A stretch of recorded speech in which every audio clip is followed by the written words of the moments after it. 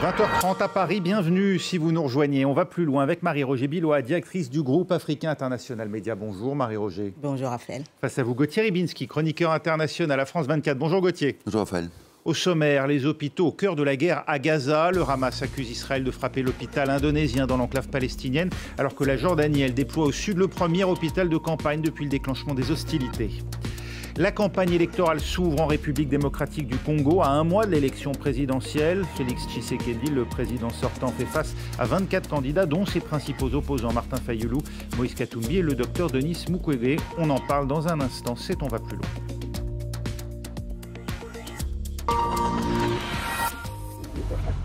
« 45e jour de guerre à Gaza et à l'horizon, toujours aucun signe de répit. Le Hamas accuse Israël d'avoir frappé un hôpital dans le nord de l'enclave palestinienne, alors que pour la première fois, un hôpital de campagne en provenance de Jordanie est arrivé dans le sud pour être monté dans la ville de Khan Younes. Autre première, les 28 bébés prématurés évacués de l'hôpital Al-Shifa sont arrivés en Égypte par le terminal de Rafah. Les enfants qui restent particulièrement affectés par la guerre. Jade Lévin. Au milieu du chaos, ce Palestinien tente de se frayer un chemin jusqu'à l'ambulance. La fillette qu'il porte dans les bras est une survivante. Une frappe vient de détruire cet immeuble résidentiel à Rafah. Les habitants tentent d'évacuer les blessés. Même scène de désolation à Nouzerat et à Der al-Bala, au centre de la bande de Gaza, où 2 camps de réfugiés palestiniens ont été touchés par des frappes aériennes israéliennes. Avant, nos morts étaient enterrés dignement. Mais tout ce que je fais maintenant, c'est enterrer tout le monde, femmes, enfants et personnes âgées, le plus rapidement possible. Au nord du territoire aussi, l'armée israélienne intensifie ses opérations. Plusieurs personnes sont mortes dans une frappe sur cet hôpital, selon le porte-parole du ministère de la Santé du Hamas. Le bâtiment serait encerclé et assiégé par Israël. L'occupant israélien tente de transformer l'hôpital en une fosse commune comme celui d'Al-Shifa. Nous demandons aux organisations internationales d'agir pour protéger plus de 200 médecins, 500 patients et plus de 2000 personnes déplacées. Pour la première fois depuis le début de la guerre, un hôpital de campagne et des soignants venus de Jordanie sont entrés ce lundi à Gaza. Ils s'installeront à Khan Younes, où les centres de soins sont submergés par l'afflux de blessés. Cet avion militaire français chargé d'aide humanitaire doit également s'envoler vers l'Égypte pour aider la population gazaoui. Et pendant ce temps, les pourparlers qui visent à libérer des otages continuent. Joe Biden dit croire à un accord proche, selon ses mots. Les familles, elles, rencontraient à Jérusalem le Premier ministre Benyamin Netanyahou. On fait le point avec Claire Duhamel pour France 24 sur place. La réunion entre Benyamin Netanyahou, le cabinet de guerre et les 107 représentants des familles est toujours en cours. Alors il y a eu quelques polémiques puisque selon ces familles d'otages, certaines n'ont pas pu rentrer à l'intérieur de cette salle qui était trop petite alors que Netanyahou s'était engagé à rencontrer des représentants de toutes ces familles. Cela fait 45 jours que ces proches des 240 otages confirmés vivent dans l'angoisse totale quant au sort de leurs proches. Mais donc il se dit désormais qu'un accord pourrait être possible. Joe Biden l'a dit ce soir, il considère qu'un accord est, je cite, proche. Hier, le Hamas avait dit qu'il était prêt à une pause dès aujourd'hui si Israël l'acceptait. Le Hamas se disait prêt à libérer une 50aine d'otages contre la libération de prisonniers politiques palestiniens qui sont dans les geôles israéliennes. Et ça, eh bien, ce n'est pas une option pour l'État hébreu qui a réfuté ce matin qu'un accord était proche. Mais on le sait, il y a ces pourparlers qui ont lieu surtout à Doha, au Qatar. Le Premier ministre qatari l'a dit. Il considère que ce ne sont désormais que des détails logistiques qui empêchent d'arriver à un accord. Et ça, bien sûr, c'est un espoir immense, aussi bien pour les familles des 240 otages, mais aussi pour les Gazaouis avec qui on parle depuis le début de cette guerre, qui disent qu'ils n'en peuvent plus des bombardements et qui espèrent de tout cœur qu'une trêve puisse leur permettre de souffler un petit peu. Marie-Roger Bilois, Israël va devoir faire des concessions dans les prochains jours. Je crois que Israël, le gouvernement israélien se trouve maintenant dans une position très critique parce que ça fait 45 jours qu'il annonce sa lutte contre le Hamas et les résultats de cette lutte ne sont pas très évidents. C'est-à-dire, j'entendais un militaire estimer à peut-être 10% le nombre de responsables du Hamas qui auraient pu être touchés. Parce qu'il dit, bon, je ne sais pas comment il a fait ses calculs, mais ça, c'est une estimation militaire. Et dès le départ, on nous disait on a fait comprendre que les otages n'étaient pas une priorité. Il fallait vraiment faire tout ce qu'il fallait contre le Hamas. Donc, ils pouvaient être des victimes collatérales.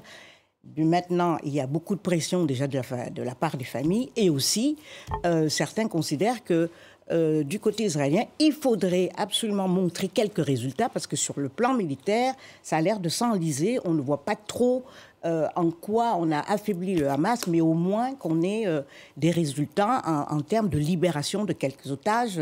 Voilà, de ce point de vue-là, qu'on ait quelque chose à offrir aux citoyens israéliens qui attendent depuis si longtemps qu'il y ait quelque chose de probant. Gauthier Rybinski, il y a effectivement, il n'y a pas tellement de mystère sur la progression d'Israël dans la bande de Gaza qui ne faisait déjà pas de doute, même si on imaginait qu'il pouvait y avoir beaucoup de victimes parmi les soldats israéliens. Il semblerait pour l'instant qu'Israël avance prudemment, mais parviennent à conquérir, ou en tout cas à prendre le contrôle d'un certain nombre de territoires. Pour autant, on n'a toujours pas effectivement la mise en évidence de résultats clairs dans cette opération, alors même que l'on négocie pour obtenir les otages. Même question qu'à Marie-Roger. Israël va-t-elle, dans les prochains jours, être soumise à forte pression pour faire des concessions? Alors, une réponse d'abord à cette dernière question. Il me semble que depuis le début de cette affaire, Israël a recollé, et ça correspond aussi à ce qu'avait vendu, entre guillemets, Netanyahou lorsqu'il a sollicité pour la première fois les suffrages de ses concitoyens. C'est cette idée que, presque de manière ontologique, Israël ne sera jamais en sécurité. Et vous voyez, on peut dire c'est le syndrome de Masada, effectivement, mais ce qui est frappant dans cette affaire, c'est que l'idée que Israël, au fond, ne peut être à la hauteur de son destin qu'en étant en permanence aux aguets et dans l'insécurité, c'est quelque chose qui est à la fois, si vous voulez, sur un plan, j'allais dire presque littéraire, c'est joli, dans la réalité, c'est atroce, parce que ça conduit non seulement les populations à des tensions permanentes, mais ça conduit aussi les uns et les autres à avoir des résultats. Or, dans ce cas-là, vous vous souvenez de ce qu'avait dit Netanyahou au début, il avait dit « ça sera quelque chose de très long ». Et là, on s'était posé la question légitimement, on s'était dit, mais si c'est très long, est-ce que ça veut dire que lui, Netanyahou, a intérêt à ce que ça soit long, ou est-ce que c'est une considération objective sur le fait qu'il est difficile de progresser? Or, vous l'avez dit, la progression militaire en tant que telle n'est pas mauvaise.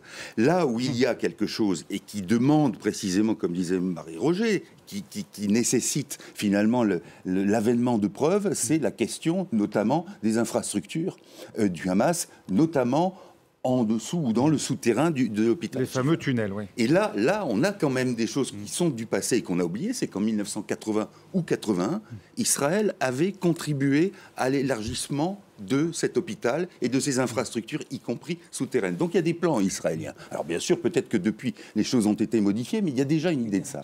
Et puis en 2015, vous avez Amnesty International qui avait dit « le Hamas se livre à des tortures sur les militants du Fatah », puisque c'était la fraction opposée, et que, d'après Amnesty, et même Human Rights Watch, c'était quelque chose qui, à l'époque, nécessitait déjà, d'après les évaluations, des endroits et des espaces grands pour pouvoir, qui était en fait un commandement d'une police politique, avec justement des espaces, des salles dédiées à la torture, etc.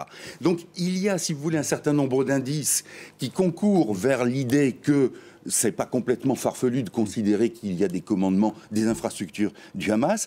La preuve absolue, mais que faut-il comme preuve? Oui, et surtout en dessous de l'hôpital, parce que c'est ça, en fait, la vérité qui montrerait qu'on contrevient au droit de la guerre, si tant est qu'on considère le Hamas, qui n'est évidemment pas une armée conventionnelle, comme un belligérant. C'était à ça que je voulais en venir, parce que la question qui se pose aujourd'hui, c'est non seulement de savoir si effectivement le Hamas... Mais au moins, ça disculperait Israël de viser de telles infrastructures, si effectivement s'y trouvent des centres de commandement du Hamas. Est-ce que sérieusement, c'est la question que je me pose. Est-ce que ce qui est en train de faire passer Israël Israël, c'est-à-dire le gouvernement israélien actuel, c'est pas l'idée que même s'il s'agit d'un hôpital, on peut tirer lorsqu'il y a des infrastructures du Hamas, même si c'est éprouvé. C'est ça qui est compliqué et dangereux, parce que si on légitime ça, vous voyez, même s'il y a la présence de commandements et d'infrastructures du Hamas, est-ce qu'on peut excuser en quelque sorte l'attaque d'un hôpital? Je ne suis pas sûr que ça soit... En tout cas, c'est une question. Marie-Roger, vous y ajoutez? Oui, c'est lorsque Gauthier dit que certains Israéliens pensent que leur destin est d'être dans la guerre permanente et trop zappé. Non, ils se vivent comme une puissance effectivement en guerre, ne serait-ce que parce qu'Israël a été créé en 1947 et qu'en 1948 déjà, ses voisins lui ont déclaré la guerre. Il n'y a pas d'autre solution que de prévoir la guerre, parce qu'on sera toujours en guerre. Mais là, ça me rappelle Jean Daniel et son livre « La prison juive », qui disait que Israël semble s'être imposé un destin carcéral et que on a tendance à croire, à penser que les gens, notamment au Moyen-Orient, agressent Israël ou sont contre Israël parce qu'il est Israël pour ceux qu'ils sont, mais pas pour ceux qui peuvent aussi faire. Vous voyez, donc il y a aussi cette spirale du mal, cette fatalité du mal ne peut pas tout justifier. Et puis c'était pas une justification de ma part, c'était au contraire de montrer comment aujourd'hui, c'est ça, comment ils pensent, absolument. Oui, parce que ce que dit Netanyahou au fond et son cabinet, il dit de toute manière, tout le monde est toujours contre nous. Donc, voilà, quitte à ce que tout le monde soit contre nous, autant mettre le paquet, pardonnez mes termes. Oui. Bon, alors, le 7 octobre, ils ont quand même subi une attaque sur leur sol. Mais bien sûr, évidemment. Oui. Vous voyez la difficulté de la chose. On est toujours piégé au coin de la rue, mais c'est vrai. Mais l'attaque est bien réelle, elle n'est pas fantasmée. Et en plus, non seulement elle n'est pas conventionnelle, c'est plus qu'une attaque, mais c'est un en acte plus, terroriste. Il y a justement profanation de cadavres, etc. C'est-à-dire on est au summum. Oui. Simplement, ce que j'essayais de mettre en exergue, c'était la manière dont un cabinet comme celui de Netanyahou, finalement, digère, entre guillemets, les événements pour les présenter comme faisant partie intégrante d'un certain messianisme. C'est ça le problème. C'est éventuellement pas à mon compte. Non, bien sûr, bien sûr. Non, ça fait partie de ce qu'on entend, qu'on n'a pas le choix, etc. Et c'est quand même important de souligner que depuis 2000 ans maintenant, Israël peut faire des choses librement. C'est-à-dire, on a le choix de faire telle ou telle politique. Donc, il y a aussi cette responsabilité à ne pas à tenir compte des Palestiniens, à appliquer la justice, etc. Et s'il y a des représailles ou la situation actuelle ne peut rien amener de bon. Donc, c'est pas seulement une fatalité, il y a aussi une responsabilité du gouvernement et de sa politique. De la même manière aussi, soyons francs, que le Hamas, par exemple, toute une fraction de la résistance palestinienne, je ne parle pas de résistance pour le Hamas, mais se pense comme étant aussi vouée à la mort indéfiniment et ad vitam aeternam. Donc là, il y a des forces évidemment mortifères des deux côtés. Plus qu'un mois avant l'élection présidentielle, à un tour en République démocratique du Congo. La campagne débute officiellement ce lundi dans ce pays qui compte le plus grand nombre de locuteurs francophones au monde. C'est dire si France 24 sera présente pour vous faire vivre cette élection face au président sortant Félix Tshisekedi. Pas moins de 24 candidats se disputent les suffrages des quelques 44 millions d'électeurs congolais. Marc Pope nous précise les conditions dans lesquelles se déroule le scrutin. À Goma, comme dans toute la République démocratique du Congo, les drapeaux sont sortis et les visages des différents candidats placardés sur tous les murs. Ce dimanche marque le début officiel de la campagne pour les élections du 20 décembre. Les 44 millions d'électeurs sont appelés à choisir leurs représentants municipaux, régionaux, ainsi que leurs députés et le prochain président lors d'un scrutin à un tour. À Goma, à l'est du pays, la situation sécuritaire est au cœur de toutes les préoccupations. Nous sommes inquiets parce que la guerre avec le M23 est aux portes de Goma. De plus, cette campagne n'est pas comme les autres années. Les gens ont peur. Ils pensent que l'ennemi peut en profiter pour attaquer la ville. Les violences des groupes armés durent depuis près de 30 ans dans le pays. Ces derniers mois, le M23 s'est emparé de larges pans du Nord Kivu.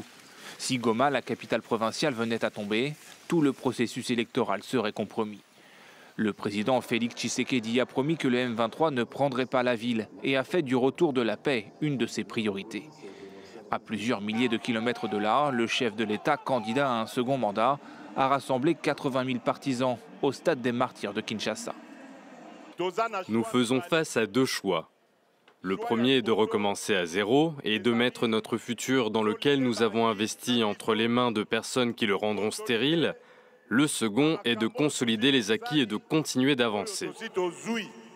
Félix Tshisekedi sera opposé à 24 autres candidats, parmi lesquels l'homme d'affaires Moïse Katumbi, Denis Mukwege, prix Nobel de la paix 2018, ou encore Martin Fayulu, qui affirme que la victoire lui a été volée en 2018.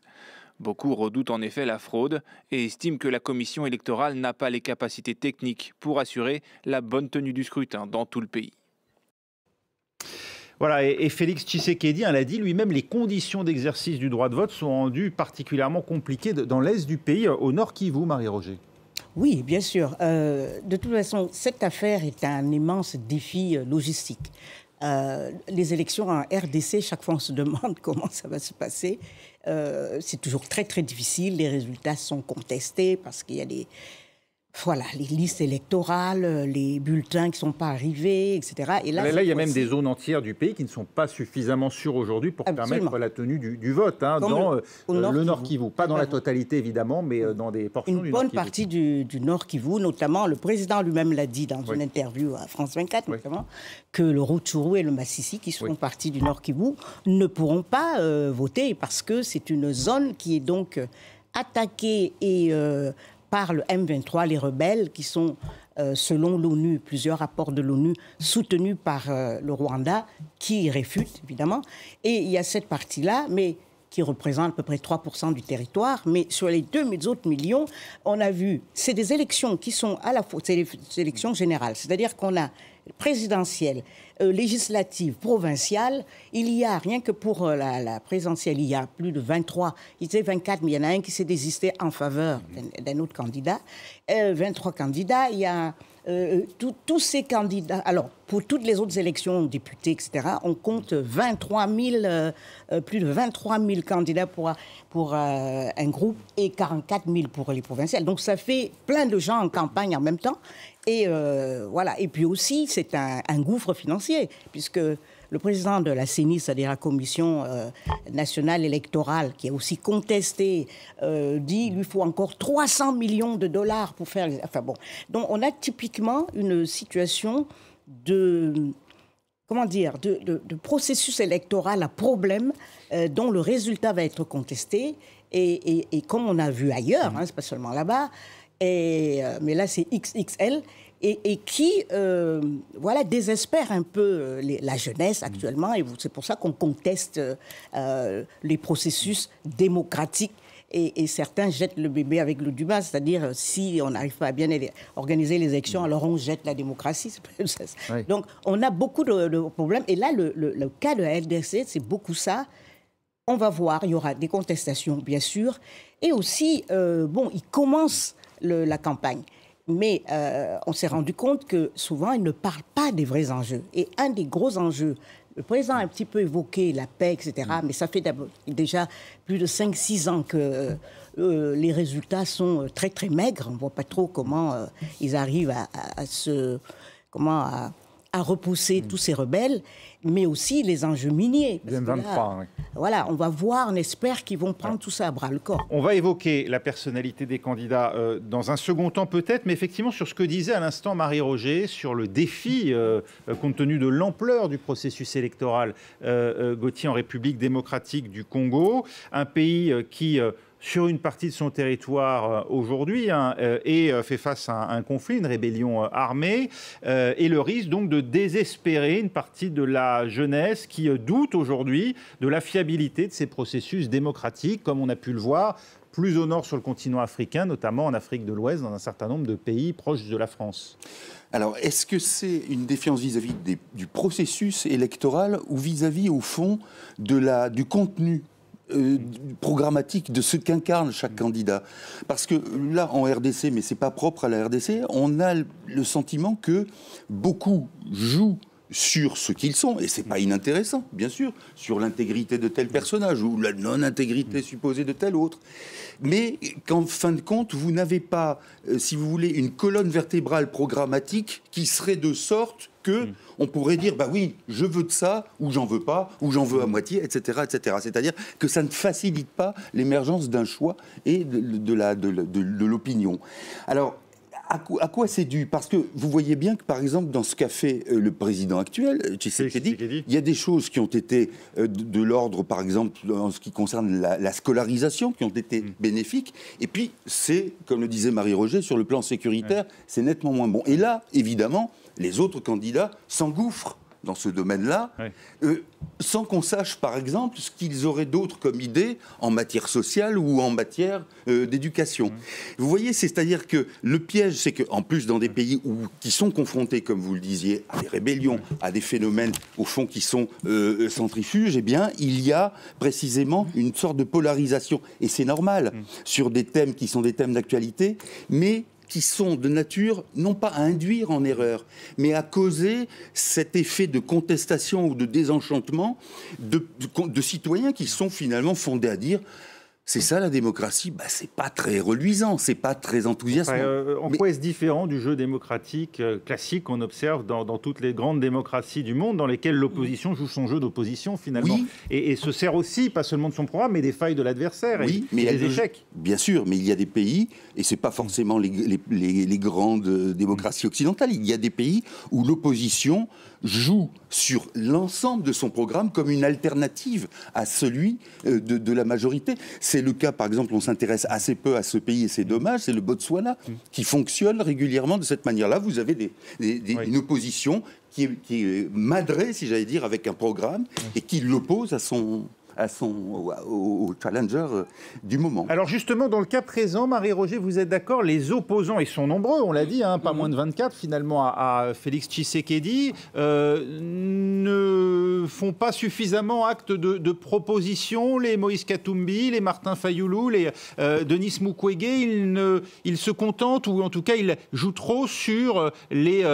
failles ou les échecs de Félix Tshisekedi au pouvoir? Disons qu'on leur laisse le bénéfice du doute puisque la campagne vient tout juste de commencer. Bon, on sait qu'il y a des personnalités comme Denis Mukwege, qui a un discours clair, connu, on sait ce qu'il critique, on connaît quelques-unes de ses propositions, notamment... On le connaît surtout comme prix Nobel de la paix, il faut bien le dire, et avant prix Sakharov.